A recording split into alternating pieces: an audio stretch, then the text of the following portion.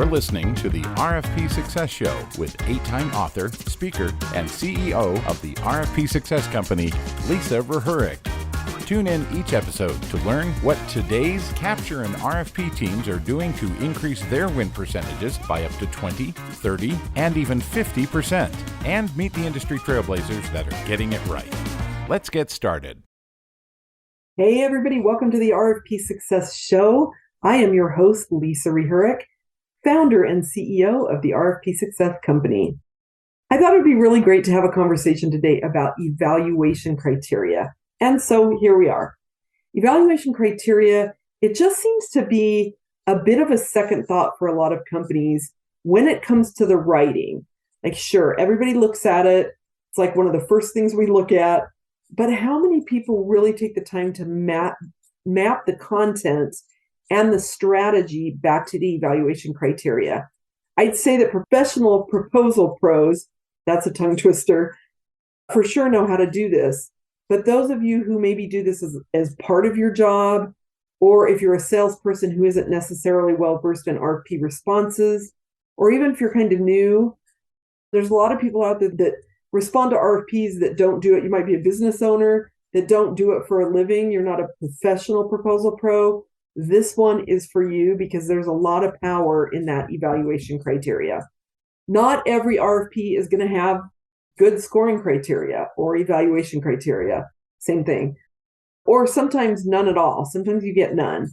We had one not too long ago that broke down. This was awesome. They broke down not only at the point allotment for each individual section, but actually the subsections within that and gave scores for each total points for each subsection.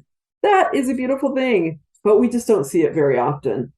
If you're doing government contracting, they really are generally pretty good about it. Federal tends to be a higher level, depending on what state you're working with. They can be, some states are really big and some states are really, really detailed. But we almost in the state, we work mostly with state government contracting, and we generally always see some version.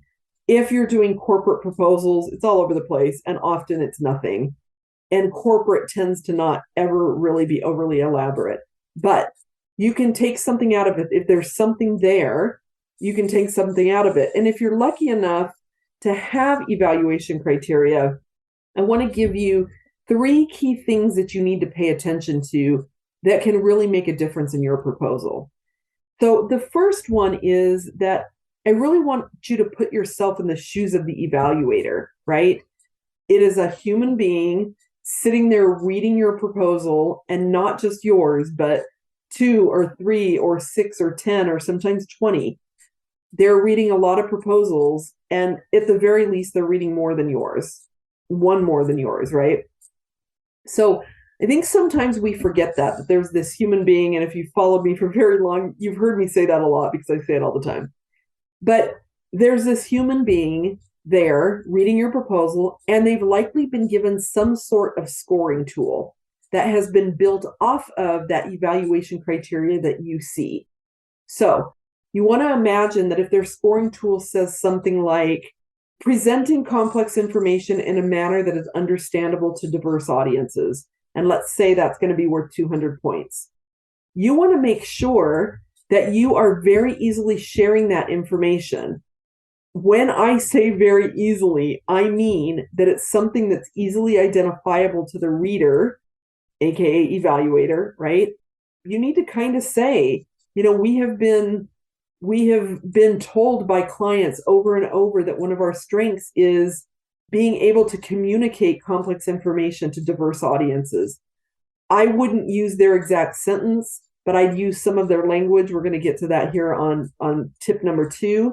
But make it really easy for the evaluator to be able to pull that out of your proposal and not have to search for it. Now, you need a checks and balances on this. Someone who's really objective, because likely you're too close to it. And a lot of times you think that you're writing to that, but you're really not. Keep it simple. Keep it pretty succinct.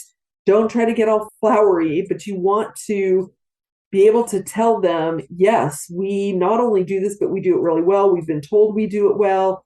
We're going to show you in the rest of our qualifications, but right up front, I want you to be pretty bold in stating it. And again, I don't want you to copy the evaluation criteria statement, but I want you to have enough of their keywords in there so that they can easily say, okay, I see where they're going with this. This is mapping to my scoring tool over here. I can see where this is going to go. Okay. And it's even more important when I get to tip number 3, because oftentimes for us, the RFP is confusing. It is for them too. Most evaluators have not looked at the RFP. They're not necessarily intimately knowledgeable of how the RFP is laid out. So they're going off of our proposal, which is going off of the RFP layout, which generally has nothing to do with the evaluation criteria. So we'll come back to that here in a minute. The second tip that I have for you, and I started to allude to it, is that I want you to use the language that they use in their evaluation criteria statements.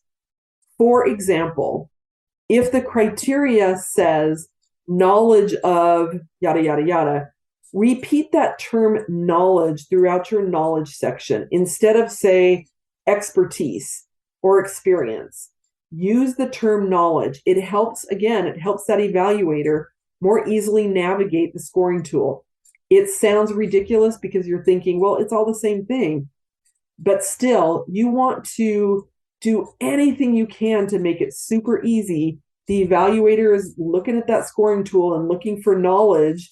Where is your knowledge? That's probably a keyword that they've pulled out in their mind as they're reading your proposal. So the more you put that in there, the better it is for them to map back. Easy enough, right?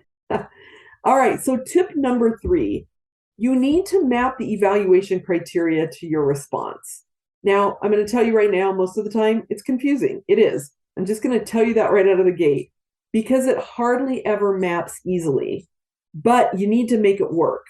So you need to make sure you coordinate the statement of work with the response format that they have given you. And a lot of times the response format and the statement of work are completely contradictory or a hot mess next to each other. And then you somehow have to interject the evaluation criteria along the way. So some of the ways that we recommend doing that are maybe with call-out boxes, specialty icons, introductory sentences, things like that. And again, what this does, it helps the reader evaluator understand how to score you in that particular area. Again, they probably have zero, or I shouldn't say zero, but very little knowledge of the actual RFP format itself. Somebody else probably wrote the RFP. They're being pulled in to evaluate it. Maybe there's one person on the evaluator team that knows the RFP. So they're going off of your response. They might be looking at it and they're just confused with like, well, how do I take what they wrote in this section and map it to my evaluation criteria? So whatever you can do to help with that is going to be a win for you. The other thing is that just keep in mind that evaluation criteria is what they're saying is most important to them.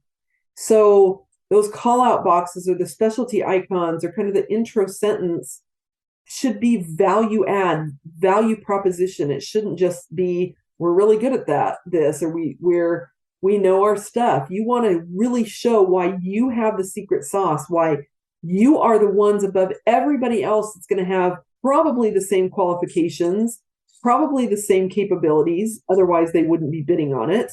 How are you going to stand out above and beyond? Those are the places to do that mapped back to the evaluation criteria. So those are the 3 tips.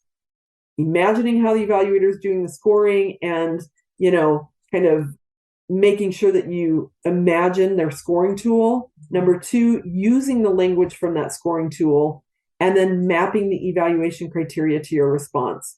Look, the evaluation criteria should be a part of that beginning bidding strategy. At the very beginning, you get that RFP, you all sit down and have a bidding strategy conversation.